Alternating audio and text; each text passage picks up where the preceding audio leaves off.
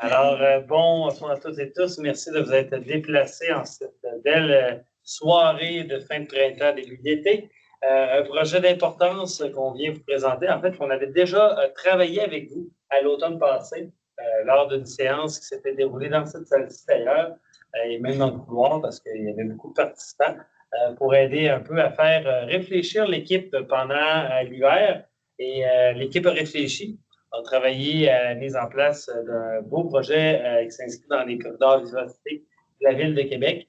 Un projet là, donc, qui fait partie des corridors qu'on prévoit pour les 10 prochaines années, 150 km. Je ne dévoile pas tout ce que l'équipe va dire parce qu'ils vont vous expliquer pourquoi les corridors vivacité, comment ça se fait, ainsi que ce qu'on prévoit spécifiquement pour permettre de relier le corridor vivacité de Marie de l'Incarnation et les liens cyclables, en fait, le corridor vivacité de Père Le Lièvre, que vous avez peut-être vu les marques déjà sur la route être mises en place. Donc, vous comprendrez que le marquage et les bollards s'en viennent prochainement pour déjà faire cette partie de corridor Père Le Lièvre qui est en mode évolutif. Tandis que ce que vous allez voir ce soir, il y a des parties qu'on va plus en construction physique d'importance. Vous allez pouvoir voir un peu la différence entre un projet dit évolutif, comme on va avoir sur Père Le Lièvre, puis un projet plus permanent, comme la grande partie qui va se dérouler sur Amel. Donc, j'imagine que c'est Véronique et Hélène qui mènent la présentation, mais d'habitude, David fait un mot d'introduction. Merci, M. Lachance. Merci de nous recevoir, les administrateurs secondaires de quartier. Alors, on est très heureux de venir vous revoir ce soir. Je ne sais pas si le son est bon, ça devrait être correct. Donc, comme M. Lachance vous l'a mentionné, nous nous sommes rencontrés, je reconnais plusieurs visages là, en septembre dernier, cette soirée, même il faisait chaud de mémoire. Là. Et on s'était évidemment là, attardé tout le monde ensemble à regarder toutes les pierres possibles dans la création donc d'un nouveau boulevard Amel avec le corridor Vivacité. Et ce soir, donc, on vient vous présenter le fruit de cette réflexion-là de notre équipe qui a travaillé très, très fort. Je tiens à le rappeler pour ceux peut-être qui n'étaient pas avec nous l'automne dernier. Donc, les corridors Vivacité, ce sont donc des axes non pas seulement cyclables.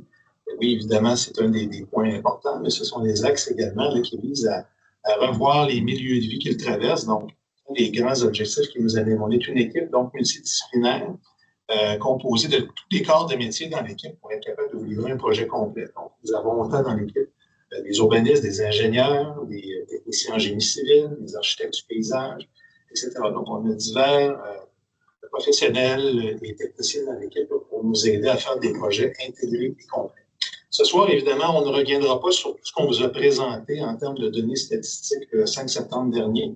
Dans la présentation de ce soir, pour les gens qui nous écoutent en ligne ou vous en salle, vous pourrez retourner sur la page web du projet dans lequel vous pourrez télécharger la présentation de ce soir, mais également retourner télécharger la présentation de l'automne dernier. Vous avez une foule de données statistiques. Donc, on ne veut pas étirer la sauce ce soir en vous répétant tout ça pour ceux qui l'ont déjà vu.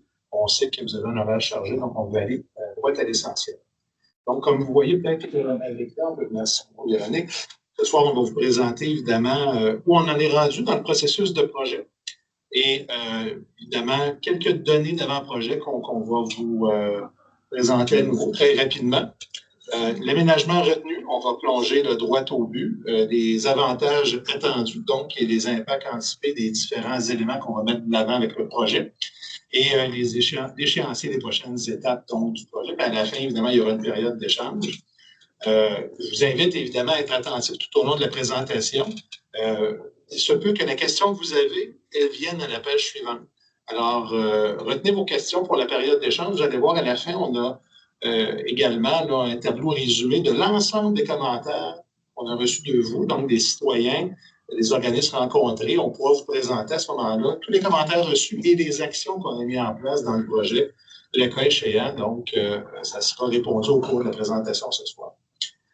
Où en sommes-nous rendus donc dans le processus de projet? Peut-être le premier point avant de passer la parole à Véronique. Vous le voyez à l'écran, on est à l'étape de la séance d'information. Donc, la première, on est le 16 juin ce soir. Avant ça, qu'est-ce qu'on a fait?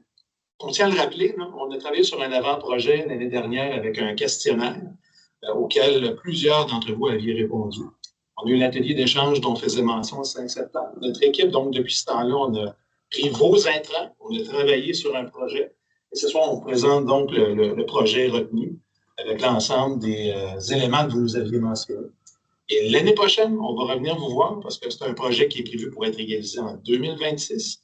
Donc, on va revenir vous voir au printemps prochain pour avoir plus de précisions sur le chantier et les dates. Donc, voilà un peu où nous en sommes dans l'avancement du projet. Pour la suite, ce soir, je cède la parole à Véronique Sanson qui fera la première partie et Hélène suivra par la suite. Merci. Bonne soirée. Super. Ah mon Dieu. Oui, ça marche. Excusez-moi. Excellent. Ah. Ça marche plus.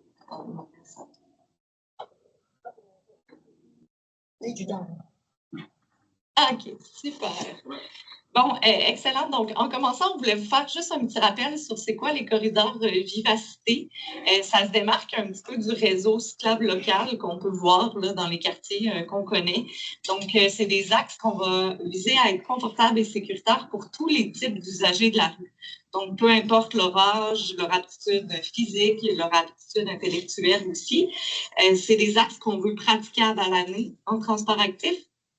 On veut qu'ils offrent un accès direct et efficace aux principaux lieux d'activité, qu'ils offrent un meilleur partage de la voie publique là, pour diminuer les conflits entre les différents modes de transport. À terme, on veut qu'il y ait une identité visuelle forte. Ça, ce n'est pas le cas encore sur le terrain. On va faire des premiers tests là, cet été. L'objectif de ça, en fait, c'est que les gens qui se sentent confortables seulement sur ce type d'aménagement-là, ils puissent savoir en tout temps où ils sont, puis comment rester sur ce type d'aménagement-là en tout temps. C'est aussi un projet là, qui intègre mieux les cyclistes, mais aussi les piétons au mode de gestion des feux de circulation. Puis finalement, là, c'est des projets qui visent à améliorer la qualité de vie des axes traversés. Donc David en a parlé un petit peu, ce n'est pas uniquement des projets vélos, on vise à travailler l'apaisement de la circulation, la diminution du bruit, des vitesses, etc. Monsieur Lachance en a parlé un petit peu tantôt. On a deux façons de travailler au sein de notre équipe. Donc, on a les aménagements qu'on dit évolutifs, qui est un peu ce qu'on va voir pousser cet été là, sur Par-le-Lièvre. Donc, c'est des aménagements qui nous permettent d'intervenir de façon plus rapide sur le terrain, sans réaliser de travaux majeurs. On est plus dans du marquage, des voleurs, du mobilier, parfois un petit peu de géométrie, mais très, très, très simple. Puis, des modifications à la programmation des feux de circulation. Puis, l'autre façon de travailler, c'est vraiment des aménagements permanents. Généralement, ça va être lié à des travaux assez importants où on va aller travailler vraiment plein d'enjeux de la rue. Donc, pas seulement les enjeux en mobilité. On peut penser au transport en commun, à l'architecture du paysage, même au drainage, au déneigement, à la gestion des matières résiduelles. Donc, on en fait vraiment un projet plus complet. C'est ce genre de projet-là qu'on vient vous présenter ce soir. Donc, pour vous situer rapidement le projet, la carte du fond, c'est la carte là, des corridors vivacité qui avait été rendue publique de façon schématique là, en février 2024, si je ne me trompe pas. Donc, le projet qu'on veut vous parler aujourd'hui là, est dans le petit rectangle jaune. Il concerne le boulevard Wilfrid Hamel entre la rue Père-le-Lièvre et la rue Marie de l'Incarnation, ainsi que le nord de la rue de Marie de l'Incarnation, entre là, Hamel et la rue Guyard. Si vous suivez un petit peu les projets, vous avez vu qu'il y a un projet évolutif qui est apparu sur Marie de l'Incarnation l'été passé. Donc là, l'objectif, c'est d'aller connecter les liens ensemble. On vous localise rapidement sur une carte, c'est 1,2 km là, sur le projet.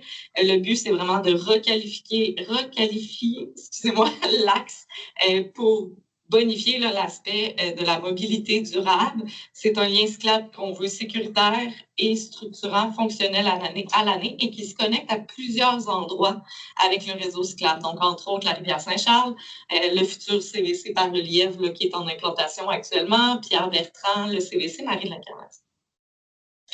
Les données d'avant-projet, je vais pas en parler en profondeur parce que, comme le dit David, on ne veut pas vous prendre trop de temps aujourd'hui.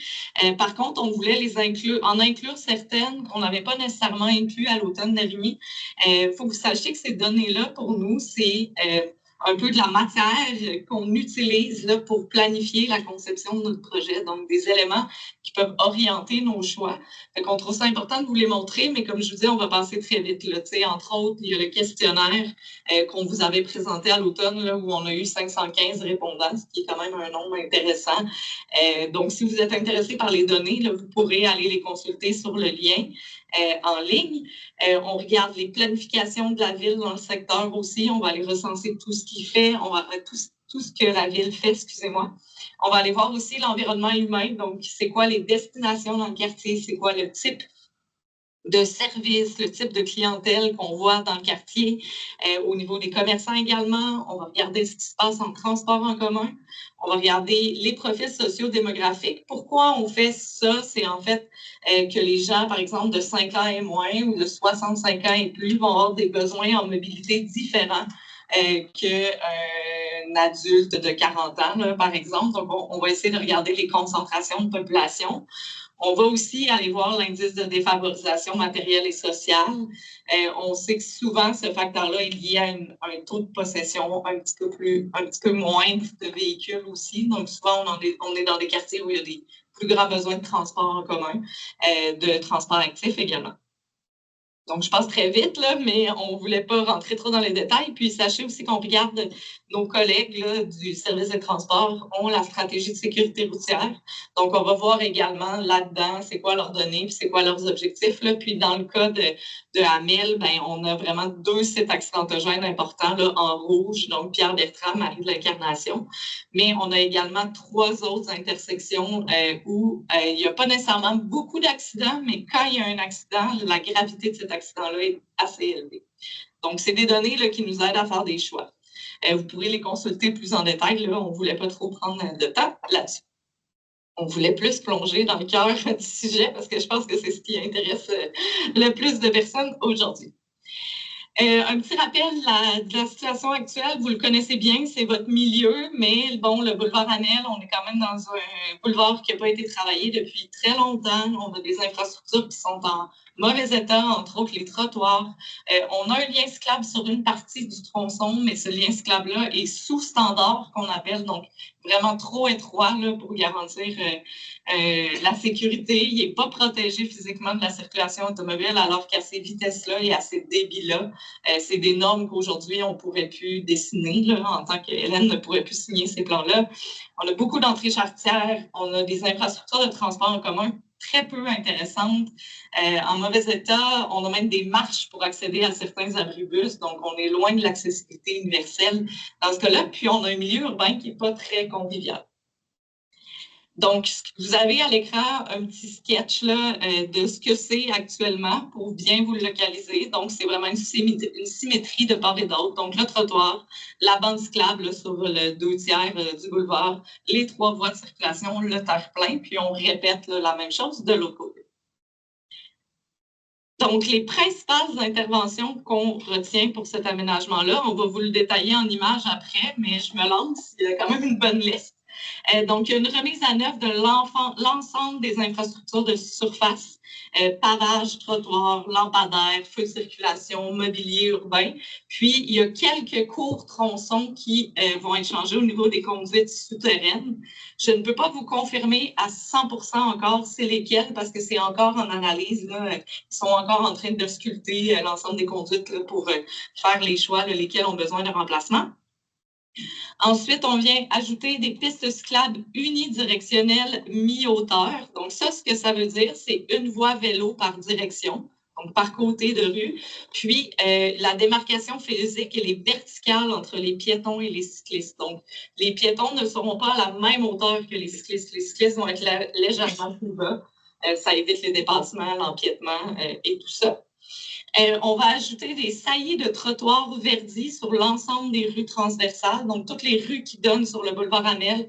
Je ne sais pas si vous savez qu'est-ce que c'est, mais c'est les petits renflements de trottoirs. Souvent, on vient planter des arbres dans ces saillies-là. On ajoute des traverses piétonnes en milieu de tronçon pour la traversée. On n'est pas en mesure de le faire à l'ensemble des intersections par manque d'espace, mais on le fait à tous les endroits où on est possible. On va vous le détailler un petit peu plus loin. On ajoute des voies réservées pour le transport en commun dans les 2 directions sur Amel. Selon les heures, reste encore à préciser si c'est seulement aux heures de pointe ou à d'autres périodes de la journée. Puis c'est en fait en lien avec le plan de développement du RDC qui a été annoncé un petit peu plus tôt cette année, là, qui vise une amélioration des services dans votre secteur. Donc, il n'y aura pas seulement les autobus que vous connaissez là, qui vont rouler là, sur ces voies-là, mais il y a une augmentation de fréquence et de parcours. On veut ajouter des quais d'embarquement aux arrêts d'autobus. Donc, on va vous en parler un petit peu plus loin, mais ça permet aux gens, par exemple, en fauteuil roulant, de descendre sur une zone sécuritaire sans être en conflit avec les vélos. On bonifie les zones d'attente du transport en commun aussi. Chacun des arrêts du transport en commun va maintenant avoir un abribus, banc et poubelle, ce qui n'était pas le cas non plus actuellement. On vient améliorer le marquage pour les piétons et les cyclistes dans les intersections. On vient planter des arbres également dans les saillies, dans le terre-plein là, pour environ 115 arbres. Encore une fois, ça se confirme toujours sur le terrain. C'est pour ça qu'on n'a pas le nombre d'arbres exact, là, mais on est dans ces eaux-là. On vient modifier la programmation des feux de circulation pour mieux intégrer des besoins des cyclistes et des piétons. On fait un réaménagement complet des intersections par le Lièvre, Pierre-Bertrand et Marie de l'Incarnation. Actuellement, il y a un accès à la rivière Saint-Charles près de la rue Proulx. Donc, on en profite pour aménager une petite place publique à cet endroit-là là, avec bancs, plantations, donc rendre ça plus confortable. Et on maintient les voies de circulation actuelles, sauf pendant les heures de la voie réservée. Donc, vous comprendrez, on va le voir un petit peu plus loin, mais dans le fond, physiquement, il reste 3 voies sur le terrain, mais la 3e voie, de part et d'autre, va être au transport en commun dans les heures de pointe. Vous allez voir visuellement, là, ça va être plus clair. Donc, pour vous donner un exemple, ici, on est à la hauteur de l'avenue Proulx. Donc, la petite placette là, que je parle actuellement, ben, c'est vraiment juste à la gauche. Là, vous voyez un petit peu d'asphalte. C'est assez subtil comme place publique. Ben, l'objectif, en fait, c'est de réaménager un petit peu dans ce sens-là. Donc, ce qui a changé, là, entre autres, vous avez le trottoir et la piste cyclable à votre gauche. Vous avez l'ajout d'un terre-plein, d'un refuge pour piétons au centre, pour permettre une traversée plus sécuritaire et plus courte aux piétons. Vous avez de la plantation d'arbres qui s'est ajoutée aussi sur le terre-plein. Dans la portion de droite, on voit un petit peu du marquage au sol là, plus clair pour les piétons, les cyclistes. Et à gauche, ben là, c'est sûr que la placette, on a quand même un angle, mais vous voyez qu'il y a quand même une bonification là, des aménagements, de l'esthétisme de cette placette-là. Puis on ne le voit pas, mais arbres, sport à vélo. C'est dans la zone du corridor de la culture. Oui, exactement, mais du côté de la rivière Saint-Charles. Oui, exactement. On va le voir un petit peu plus loin. Oui, exactement. Donc, maintenant, ici, vous êtes à Père-le-Lièvre. Donc, on regarde vers Sainte-Foy, vers du Berger. Donc, on voit là, que en ce moment, c'est une mer d'asphalte. C'est pas vraiment convivial là, pour les usagers. Je vais vous la montrer en plan parce qu'elle est plus difficile à voir dans cet angle-ci. Mais vous voyez, entre autres, à gauche, on a de la plantation d'arbres, on a un refuge piéton après la piste cyclable, donc qui permet aux piétons de traverser le lien cyclable avant de devoir traverser l'ensemble de l'intersection. On va le voir mieux en plan à la prochaine diapo, mais vous avez aussi des îlots de béton dans chacun des cadrans de l'intersection qui vient protéger physiquement les piétons et les vélos qui veulent traverser. Donc, l'automobile ne peut pas empiéter sur cet espace-là. Vous avez des plantations supplémentaires également. Je vais le montrer en plan parce que c'est beaucoup plus clair selon moi. Donc, vous voyez là, les petits îlots de béton. Vous voyez qu'en avant de l'îlot de béton le plus au sud, il y a une petite... il y a comme une petite bordure de béton, puis après ça, il y a l'îlot qui est plus rond. La bordure, en fait, c'est pour les manœuvres de camion. Donc, cette portion-là, elle est à la hauteur du sol. Un camion pourrait empiéter dessus, un gros camion là, pour empiéter dessus, mais à l'arrière, il y a quand même nous, on l'appelle l'îlot de béton, là, qui est surélevé et qui protège complètement les cyclistes et les piétons. Ça oblige l'automobile à faire un virage plus lent également. Puis là, vous voyez les petits refuges piétons là, que je vous parlais, là, qui permettent de traverser le lien cyclable en premier pour ensuite aller traverser le reste de l'intersection.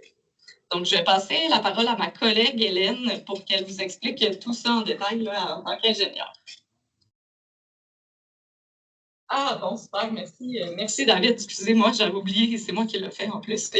J'avais oublié, mais vous voyez là les éléments qu'on a parlé, fait que la voie réservée, la piste cyclable mi-hauteur, les îlots de béton qui protègent les piétons, les cyclistes, la plantation d'arbres qui vous est pointée à plusieurs endroits, les refuges pour piétons et les plaques podotactiles. Pour les gens qui ne savent pas c'est quoi, dans les intersections, il y a des plaques de métal, des fois texturées.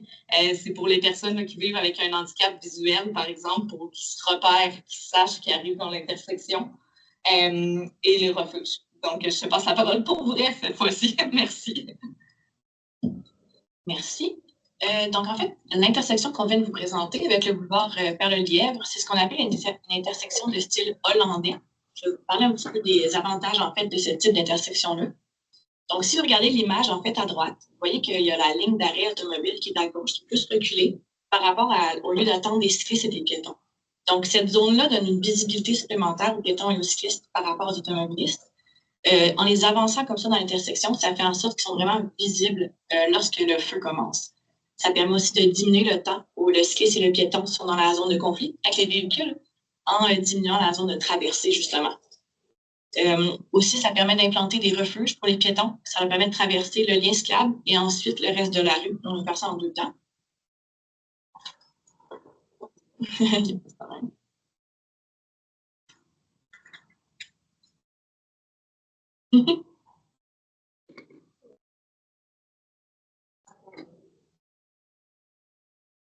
Merci.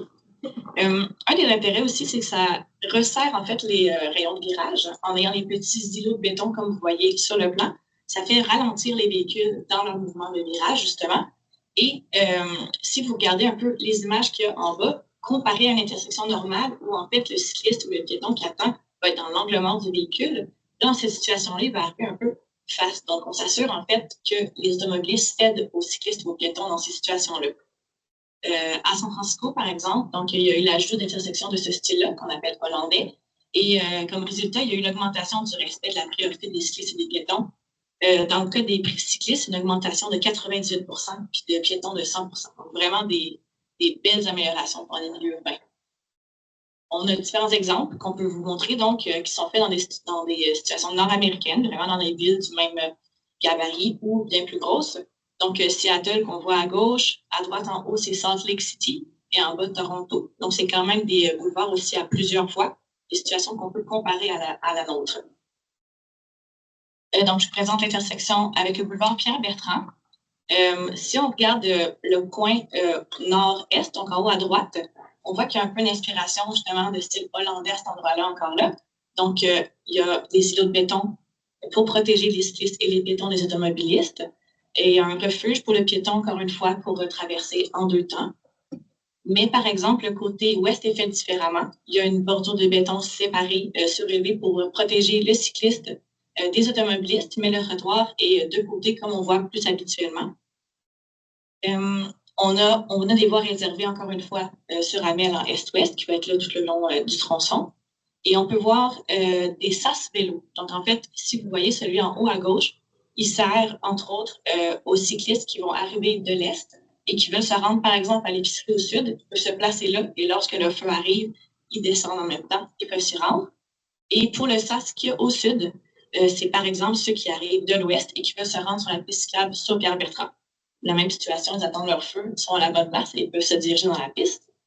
Et aussi, on a des traverses piétonnes. En fait, on va avoir les plaques podotactiles, comme il y avait à l'intersection Pierre-Berle-Lièvre. Et on va avoir des traverses piétonnes qui sont automatiques en est-ouest, donc ils n'auront pas besoin d'être appelés, mais ils vont être encore sur appel en nord-sud, par exemple. Puis juste avant qu'on se fasse poser la question, là, la raison pourquoi cette intersection-là, elle est différente de l'intersection par le Lièvre, c'est vraiment une question d'espace. Donc, l'intersection par le excusez-moi, Pierre-Bertrand, je ne veux pas vous mélanger, c'est la plus étroite, c'est l'endroit le plus étroit de tout le projet. Donc, on n'avait pas le choix de restreindre un petit peu là, la largeur de nos aménagements. Donc, maintenant, l'intersection Amel-Marie-L'Incarnation. On va la regarder section par section parce qu'il y a quand même beaucoup d'informations. Si on commence par en haut, donc la section nord avec la rue Plante, encore une fois, c'est un peu style à la hollandaise, parce qu'on avait un peu d'espace donc pour aménager du côté est des refuges pour piétons, pour encore une fois faire la traversée en 2 temps, des îlots de béton pour séparer cyclistes et piétons de la circulation.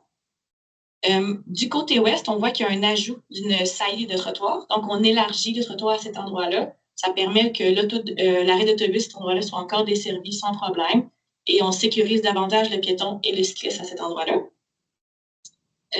Si on descend au sud, regardez la question des îlots en bas. Donc, je vais commencer par vous rassurer en disant que des îlots comme ça, on les protège par des feux de circulation. Ça ne sera pas les automobilistes qui doivent céder aux piétons ou aux cyclistes. Ça va vraiment être un feu rouge ou un feu vert. Les feux pour piétons et cyclistes vont être automatiques pour aller vers la bretelle et en est-ouest, encore une fois. Donc, tout le mouvement, en fait, sur Amel se fait d'un coup, se fait automatiquement. Oui, aussi, donc, si on regarde vraiment dans le coin sud-ouest, on a une baie de virage à gauche, disons, pour les cyclistes, en fait, pour que ceux qui veulent continuer sur Amel ne bloquent pas les cyclistes qui veulent continuer au sud vers Marie-l'Incarnation. On a un peu plus d'espace pour accumuler ce mouvement-là. Sinon, on a des plaques podotactiles, encore une fois, qui sont intégrées dans toutes les traverses piétonnes, des refuges qui sont intégrés à mi-tronçon pour pouvoir, si on n'est pas capable de faire la traversée en un temps, on peut s'arrêter au milieu. On a rajouté une traverse piétonne à l'est qui n'est pas présente sur le terrain présentement. Sur le terre-plein central, on veut inclure des plantations, des arbres et des arbustes. Et encore une fois, les voies réservées sont sur Amel et on en a une qui va être aussi dans la baie de virage à droite, qui est le parcours du Métrobus 802 présentement. Encore une fois, c'est juste, par exemple, pendant les heures d'opération, des voies réservées qui vont être à déterminer dans le futur. Donc, simplement, pour vous expliquer un petit peu les choix de conception, il y a la présence de camionnage dans le secteur et de métrobus. Automatiquement, ces types de véhicules-là nécessitent des larges rayons de virage. Donc, automatiquement, ça veut dire que les coins des intersections doivent être larges si on n'a pas vraiment le choix pour le permettre que ces véhicules-là transitent par là. Et aussi, je retournerai peut-être juste à la diapo précédente. On voit que Marie-l'Incarnation et Amel, ils sont en angle. Ce n'est pas une croix typique. Il y a vraiment un angle qui fait en sorte que les rayons sont plus difficiles à obtenir vu que c'est plus serré. Donc, cette angulation-là nous oblige aussi à des rayons un petit peu plus grands. Merci. Donc, il y avait des objectifs de la ville qui étaient donc de réduire la longueur des traversées des piétons, ajouter le plus de temps possible pour la traversée des piétons et des cyclistes, diminuer le temps d'attente des piétons et des cyclistes aux intersections, respecter les objectifs du plan de développement 2025-2028 du RTC avec l'intégration des voies réservées et maintenir la fluidité des déplacements. Puis les îlots au sud, comme on vous a montré, ça nous permet vraiment d'atteindre tous ces objectifs-là. Parce que si justement on ne les mettait pas en place, par exemple, on devait avoir une très longue largeur de traversée parce que ça faisait une grande intersection. Bon. Donc, je vais vous présenter avantages, impact anticipé, mesures d'atténuation du projet qu'on vous présente.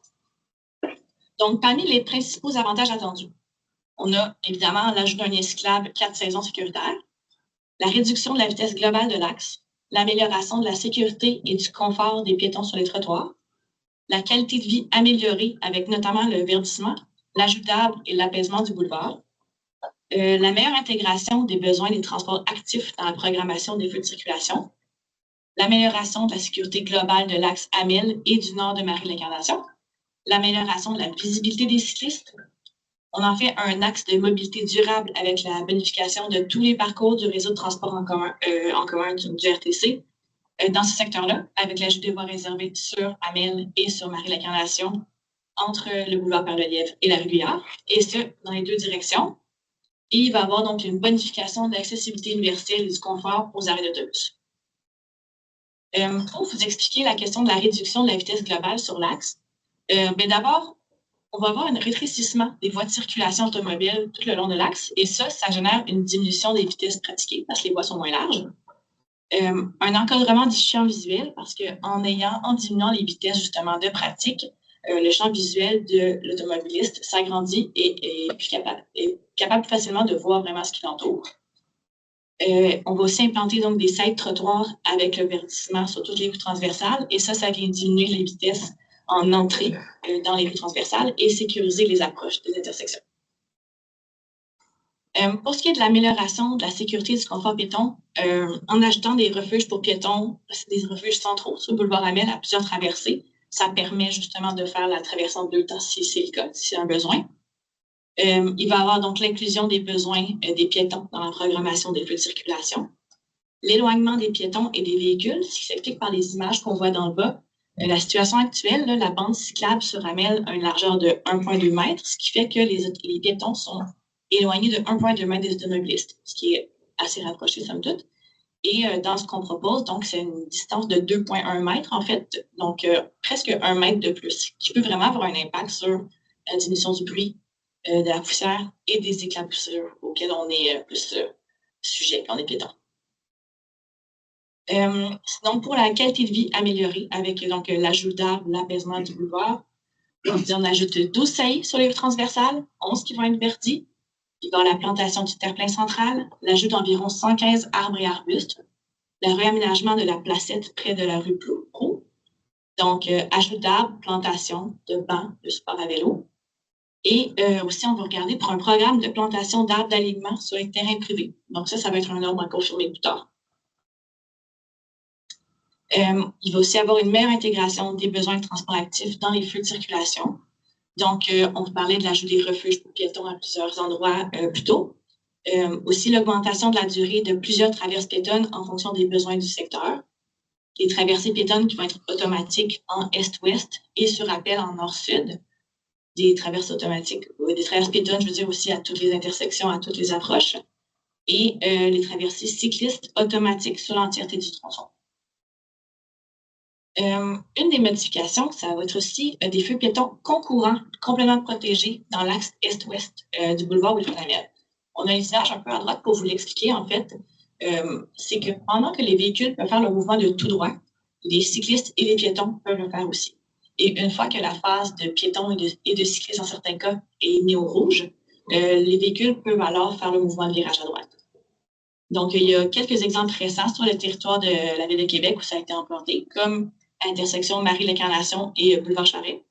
Et par exemple, intersection du boulevard Laurier avec la route de l'Église.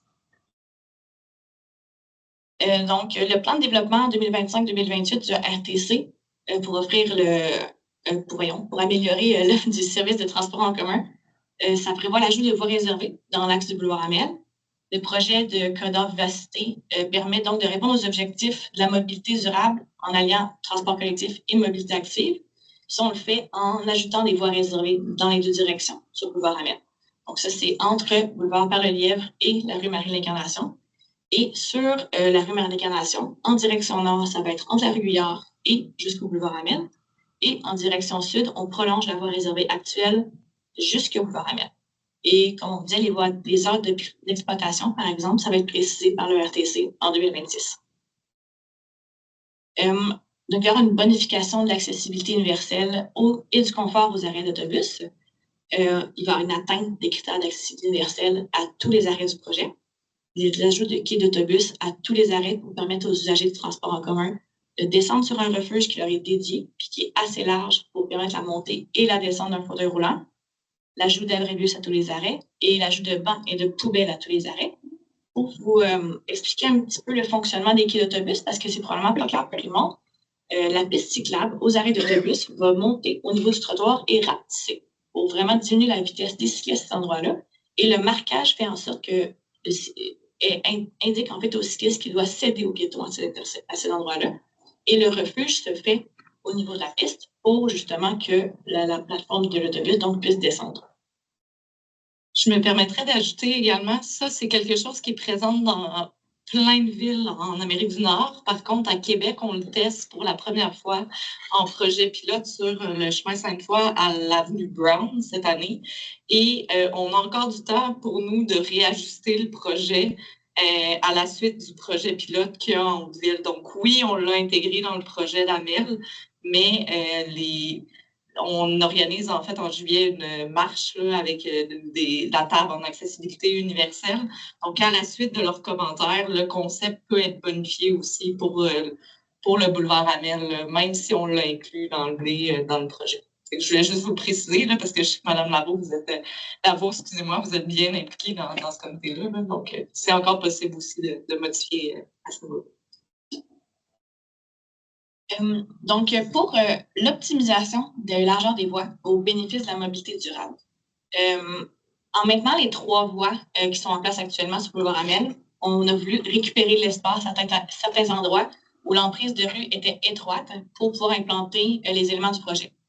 Donc, les voies de circulation qui étaient très larges ont été rétrécies, puis l'espace résiduel a été gagné en fait pour l'offrir à la mobilité durable.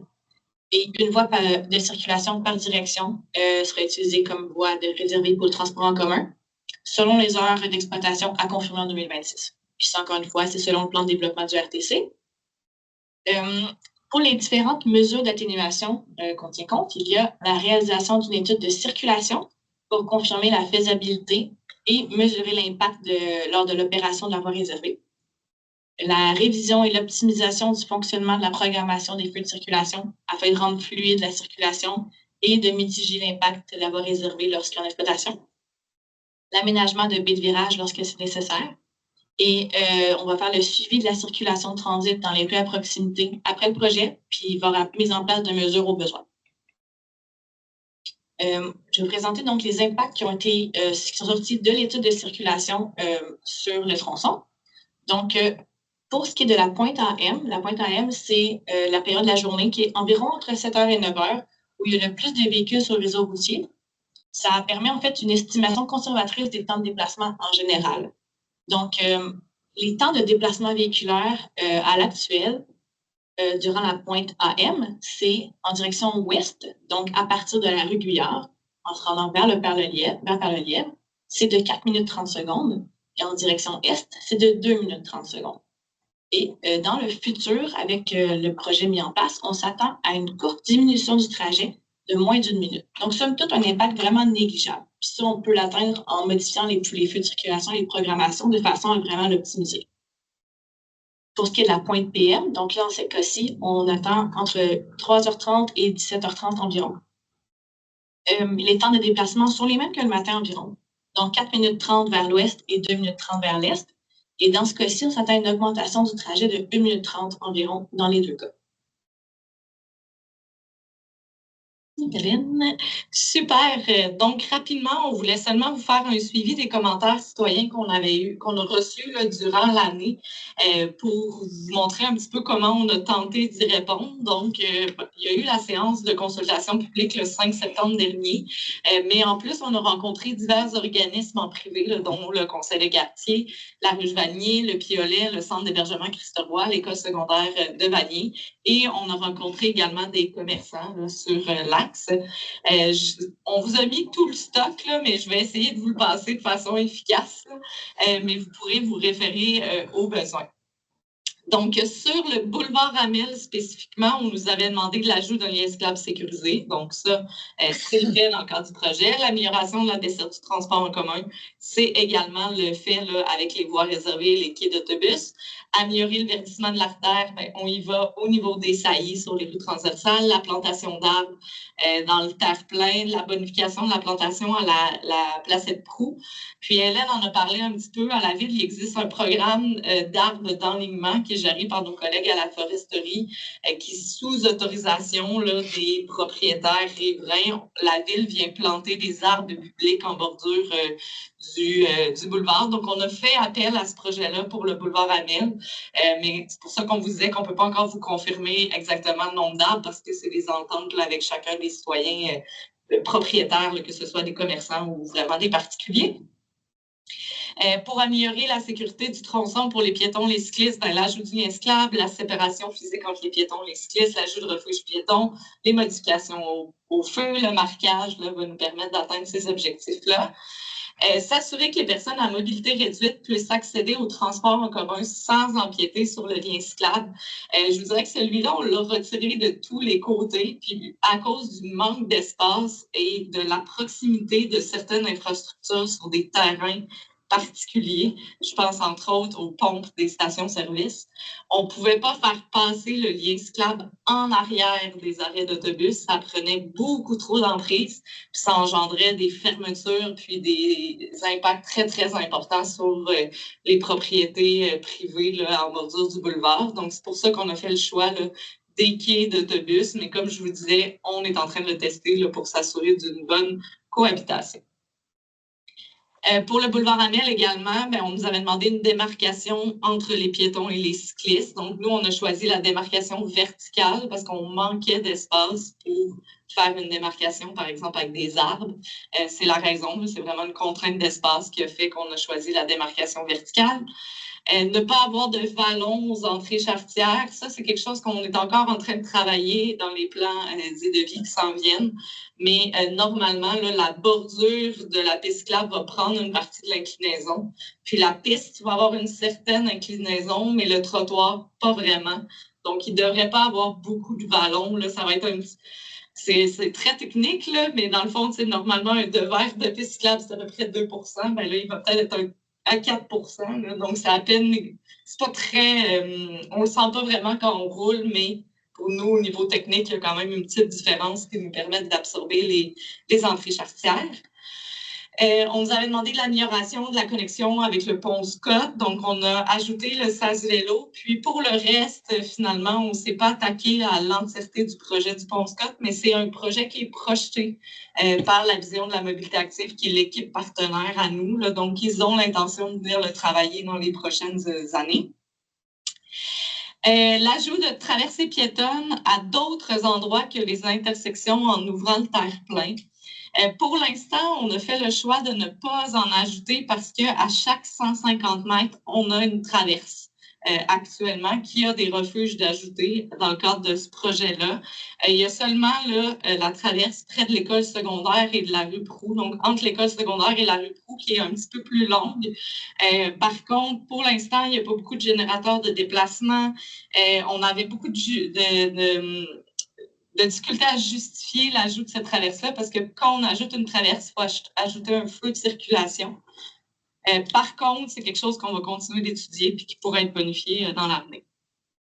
Pour l'intersection Marie de l'Incarnation-Amel, on a reçu énormément de commentaires spécifiques à cette intersection-là. Donc, ne pas obliger les piétons et les cyclistes à utiliser de boutons poussoirs pour rappeler la lumière. Comme Hélène l'a dit, en Est-Ouest, ça va être le cas pour tout le monde. En Nord-Sud, on n'a pas eu le choix de conserver les boutons poussoirs pour les piétons.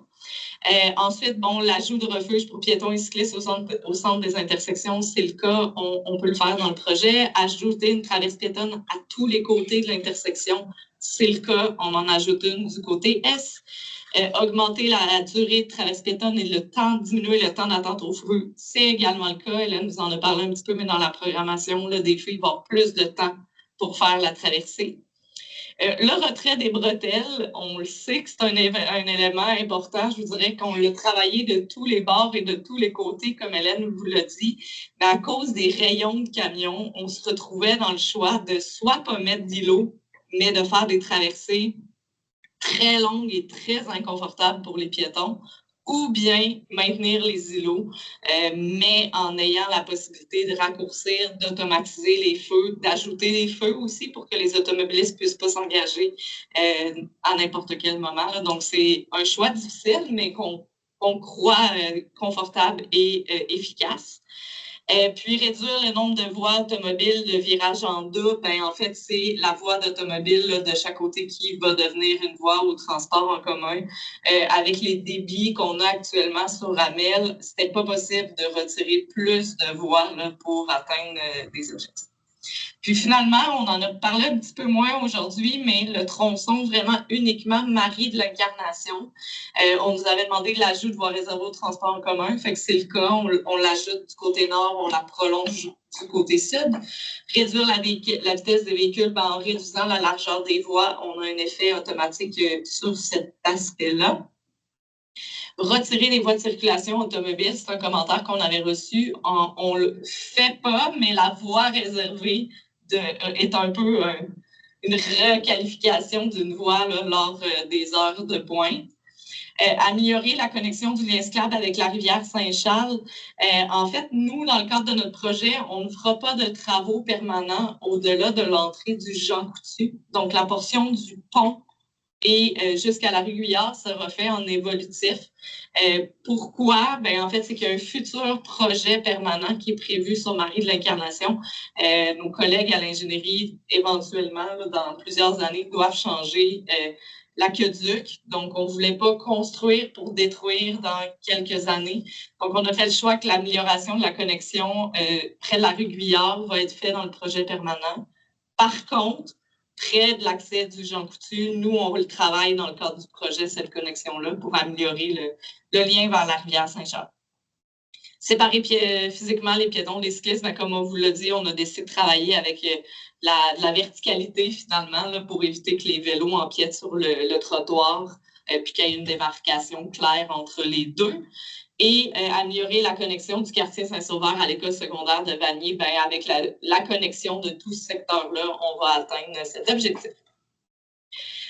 Donc, les prochaines étapes avant de prendre vos questions ou commentaires, ben, comme on vous l'a mentionné, on avait eu un atelier d'échange citoyen au mois de septembre. En novembre, on a rencontré plusieurs acteurs du milieu, plusieurs organismes. Aujourd'hui, on se retrouve avec vous pour une première séance d'information citoyenne. Au printemps prochain, on va revenir vous voir avec nos collègues de l'ingénierie qui vont mener le chantier pour mieux vous détailler comment ça va être fait, de quelle façon, est-ce qu'il y aura des impacts, etc. Parce qu'en date d'aujourd'hui, bien sûr, on ne connaît pas qui va faire le chantier, fait qu'on n'a pas d'échéancier à vous donner.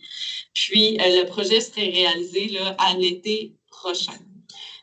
Comme on a l'habitude de le faire, l'équipe Vivacité, on suit toujours nos aménagements une fois qu'ils sont implantés. Des comptages, des relevés de vitesse, par exemple, ce genre de choses-là. Puis on est toujours en mesure de faire des bonifications selon le retour sur expérience. Là, par exemple, modifier la programmation des feux au besoin, ce genre de choses-là. Donc, on va revenir vous voir dans un an, dans le fond, à peu près, là, pour pouvoir vous donner plus de détails sur la suite. Donc, voilà.